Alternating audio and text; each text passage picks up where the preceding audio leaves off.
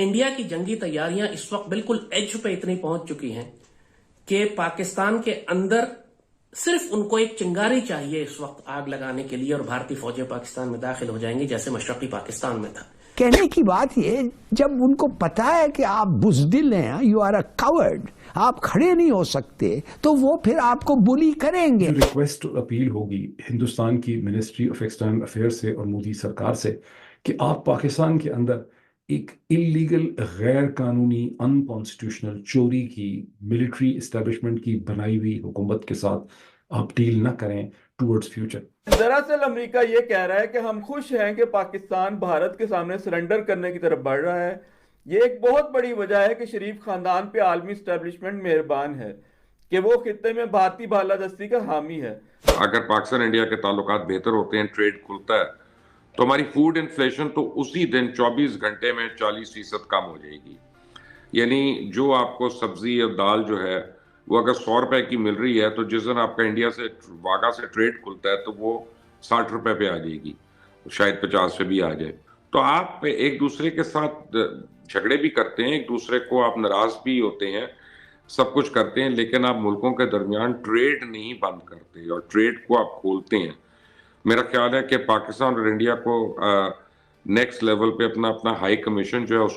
तो नमस्कार दोस्तों, आप लोगों को तो पता ही है कि 24 में भी जो है वो बहुत चांस है कि मोदी जी ही आने वाले हैं और ये पाकिस्तानियों को भी पता है। तभी जो है पाकिस्तान के बड़े से बड़े पत्रकार ये कह रहे हैं कि अगर मोदी जी फिर से पावर में आते हैं तो प्लीज आप जो है वो शरीफ, यानी कि जो अभी जो शहबाज शरीफ बने हैं वहां के प्रधानमंत्री, उनके साथ डील ना करें। और हम चाहते हैं कि आप जो है डायरेक्ट हमारे इस्टेब्लिशमेंट यानी कि हमारे जनरल्स के साथ जो है वो बात करें, क्योंकि आप लोगों को तो सभी को पता है कि यार शरीफ तो है ही एक नंबर के चोर। और इतना ही नहीं, वो लोग ये भी कह रहे हैं कि हमारे साथ जो है वो अब ट्रेड भी करना स्टार्ट करें। अगर आप हमारे साथ ट्रेड करना स्टार्ट कर देंगे तो वहां पे पाकिस्तान में जो है वो सब्जी, दाल और भाई पता नहीं आलू के जो कितने दाम जो है वो कम हो जाएंगे, क्योंकि उनको अभी लेना पड़ता है वाया दुबई। इंडिया का ही माल, इंडिया का ही मसाला मिलता है पाकिस्तान में, मगर पहले यहाँ से जाता है दुबई, फिर दुबई से जो है वो पाकिस्तान आता है, तो उनको बहुत ज्यादा कॉस्ट देना पड़ रहा है इसके ऊपर में। तो वो ये चाहते हैं कि जब हम खा ही रहे हैं भारत का अनाज तो क्यों ना डायरेक्ट अपने वाघा बॉर्डर से ही हम ले। और वो लोग ये भी रिक्वेस्ट कर रहे हैं कि अब आने वाले टाइम में मोदी जी हम पे जो है वो ज्यादा प्रेशर ना डाले और हमारे साथ जो है वो अच्छा से अच्छा संबंध रखे। भारत के ताल्लुकात की नौयत है, उसको हमें रिपीट करने की जरूरत नहीं है। तो इन हालात में इवन बहुत से लोगों के लिए हैरान कुन भी था। शायद उनको ये लगता था कि ये मैसेज तक भारत के वज़ीर आज़म से ना आए, लेकिन जब एक नबातुल्ला बहुत ही एक वन लाइनर मैसेज उनकी तरफ से आया तो उसके बाद यकीनी तौर पर जो पाकिस्तान में फैसला साज हैं, खुद प्राइम मिनिस्टर ऑफिस है, दफ्तर खारजा है, ये डिबेट हुई कि कैसे इसको रिस्पॉन्ड करना चाहिए। अब उसमें एक जो बड़ी कबाहत थी, आपको पता है कि इस वक्त ट्विटर या एक्स जिसे कहते हैं इन दिनों पाकिस्तान में उसकी बंदिश है। आप बग़ैर VPN लगाए वहाँ उसको इस्तेमाल नहीं कर सकते। तो मेरी जो ज़राए से बात हुई दफ्तर खारजा के भी और अदरवाइज़ भी कि क्योंकि जहाँ उन्होंने मुबारकबाद दी है, माजी की जो प्रैक्टिस है ट्विटर के ऊपर अगर उन्होंने मुबारकबाद दी है तो ट्विटर के ही ऊपर जवाब जाना चाहिए। लेकिन उसमें एक का बात तो ये है कि क्योंकि इस वक्त ट्विटर के ऊपर बंदिश है और अगर प्राइम मिनिस्टर जो है वो उसके बावजूद ट्वीट करेंगे तो लोग उन्हें ट्रोल करेंगे कि जो प्राइम मिनिस्टर हैं वो VPN लगा करके जो मुबारकबाद के जो पैगामात हैं उनका जवाब दे रहे हैं। अमेरिका के स्टेट डिपार्टमेंट के स्पोक्स पर्सन क्वेश्चन आंसर में मैथ्यू मिलर जो हैं वो ये कहते हैं कि हम हिंदुस्तान और पाकिस्तान के दरमियान में एग्जैक्ट वर्ड्स उनके हैं positive and productive. Exact words उनके हैं कि हम डिज़ाइन करते हैं कि पीसफुल एंड प्रोडक्टिव जो है रिलेशनशिप हो बिटवीन इंडिया एंड पाकिस्तान। तो हम इसमें इंटरफेयर नहीं कर सकते, यानी हम अंदर आके इसकी माइक्रो मैनेजमेंट नहीं कर सकते, हम पुश नहीं कर सकते। दोनों साइड्स को खुद इस हवाले से डेवलपमेंट करनी होगी। पाकिस्तान की एस्टेब्लिशमेंट इस ज़िमन में ताउन कर रही है। यही वजह है कि 5 अगस्त 2019 को जब भारत ने मकबूजा कश्मीर का खुसूसी स्टेटस खत्म करके उसे अपने अंदर जम किया तो पाकिस्तान ने बराए नाम ही एहतजाज किया। वजीर आजम इमरान खान भी इस ज़िमन में कोई खातिर खा किरदार अदा न कर सके कि उन्हें बाजवा साहब से अपनी कुर्सी बचानी मुश्किल हो रही थी, जो मुंतखब हुकूमतों के खिलाफ धरने करवाते फिर रहे थे। तजियाकार हामिद मीर के बकौल जनरल बाजवा ने नरेंद्र मोदी का एक दौरा पाकिस्तान प्लान किया, जिसका उस वक्त के वजीर खारजा शाह महमूद कुरैशी को इल्म ही न था। जनरल बाजवा ने 2 दर्जन सहाफियों की मौजूदगी में यह कहा कि हमारे पास तो टैंकों में डालने के लिए तेल नहीं, भारत से दोस्ती के सिवा और कोई चारा नहीं। हामिद मीर साहब के बकौल जनरल बाजवा मसला कश्मीर हल करा के अमन का नोबल इनाम हासिल करने का ख्वाब देख रहे थे। हालांकि दरअसल अमरीकी डील यह है कि पाकिस्तान खित्ते में भारत की चौधराहट इसी तरह तस्लीम कर ले जिस तरह अब के बांग्लादेश कर चुका है। अमरीकी डील यह है कि पाकिस्तान चीन के साथ ताल्लुकात को महदूद करे और भारत के सामने सरबसजूद हो जाए, क्योंकि खित्ते में भारत ही वो वाहिद मुल्क है अमेरिका के ख्याल में जो अमेरिका के सर चढ़ते चले आते चीन को महदूद कर सकता है। और उस पर ट्रेड के ऊपर जरूर हमें बातचीत ओपन करनी चाहिए।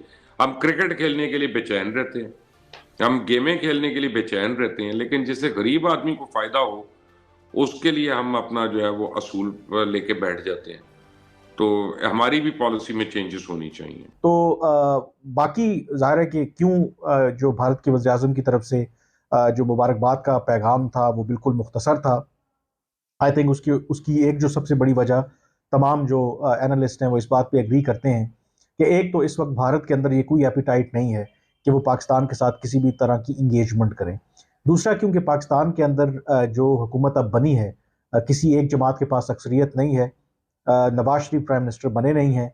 फिर तीसरा फैक्टर ये है कि अगले माह से एक जो आम इंतखाबात का सिलसिला है भारत के अंदर शुरू होने जा रहा है, और इस मौके के ऊपर जब भारत इंतखाबात के लिए जा रहा है तो जो भारत के मौजूदा वज़ीर-ए-आज़म हैं वो कभी भी ऐसा तासुर नहीं देना चाहेंगे अपने सपोर्टर्स को कि वो पाकिस्तान के हवाले से उन्होंने अपने रवैये में या जो उनका स्टांस है उसमें कुछ तब्दीली आई है, क्योंकि ये बात भी अपनी जगह पे मौजूद है कि जो एक हार्ड लाइन स्टांस उन्होंने पाकिस्तान के हवाले से ली है उसका बीजेपी को और भारत के प्राइम मिनिस्टर को बहुत फ़ायदा हुआ है, तो वो उसी चीज़ को कैपिटलाइज करना चाहते हैं। लेकिन इसी 24 घंटे के दरमियान पाकिस्तान के फॉरेन ऑफिस की स्पोक्स पर्सन मुमताज़ ज़हरा बलोच साहिबा जो है वो भी क्वेश्चन आंसर में कहती हैं कि हम तमाम ममालिक के साथ अच्छे ताल्लुकात रखना चाहते हैं इंक्लूडिंग इंडिया। फिर वो ये भी कहती हैं कि अभी तो हुकूमत बनी नहीं है, जब इसे कहते हैं सारे मिनिस्टर्स बन जाएंगे फिर इस हवाले से मजीद पेशरफ्त होगी, कोई सिचुएशन जो है वो क्लियर होगी। लेकिन एक बड़ी मीनिंगफुल चीज़ उन्होंने वहाँ पे कही, उन्होंने कहा कि हम वेलकम करेंगे मेडिएशन by any friendly country in improving the relations between India and Pakistan. ये सिचुएशन घूम के अब वहीं वापस जा रही है जहां ये 5 अगस्त 2019 से पहले खड़ी हुई थी। अमेरिका की एग्जैक्टली यही पोजीशन थी। 5 अगस्त 2009 में जब कश्मीर का स्टेटस चेंज किया और आर्टिकल 370 को यूनिलैटरली तौर पर नरेंद्र मोदी की हुकूमत ने अप्रोप्रिएट कर दिया, जो उनकी अपनी इंटरनल कमिटमेंट थी, वो वैसे उनको ना करते तो बड़ी सूरत हाल बेहतर रहती बिटवीन इंडिया एंड पाकिस्तान। आज हालात बड़े डिफरेंट होते, बहरहाल उन्होंने जब कर दिया तो उसके बाद उससे पहले की जो सिचुएशन थी वो डिस्टर्ब हो गई, वो इक्वेशन डिस्टर्ब हो गई पाकिस्तान की साइड।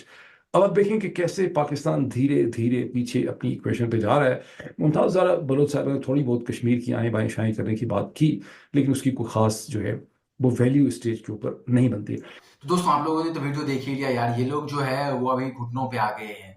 इनको पता ही है कि इनके यहाँ पे सारे के सारे चोर हैं, एक भी इनके पास जो है वो मोदी जी के कैलिबर का लीडर तो है ही नहीं। तो ये तो भाई भूल ही जाओ। और जहां तक भाई ट्रेड की बात रही तो भाई ट्रेड जब ही हम करेंगे, आप लोगों को तो पता ही है कि इंडिया ने एक ही पॉलिसी रखा है कि आप अपने वहां पे जो जितने भी टेररिस्ट को आप लोगों ने जो है वो पनाह दे रखी है उनको भारत को सौंपेंगे। यहाँ तक कि दाऊद इब्राहिम भी जो है वो कराची में ही है। और इतना ही नहीं, बहुत सैयद सलाउद्दीन, हाफिज सईद और भी बहुत ज्यादा जो है वो टेररिस्ट वहां पे हैं। तो जब तक इन टेररिस्टों को वापस भारत को नहीं दिया जाएगा तब तक जो है वो आप लोगों के साथ कोई भी नेगोशिएशंस नहीं होने वाले हैं ट्रेड पे। और इतना ही नहीं, हम आपके जो है वो पानी भी जरूर रोकने जा रहे हैं। तो दोस्तों आप लोगों को अगर ये वीडियो अच्छा लगा हो तो इस चैनल को जरूर से जरूर सब्सक्राइब कर सकते हैं। तो मिलते हैं अगले वीडियो में, तब तक गुड बाय, जय हिंद, वंदे मातरम। और अपने परिवार का बहुत बहुत ख्याल रखिए।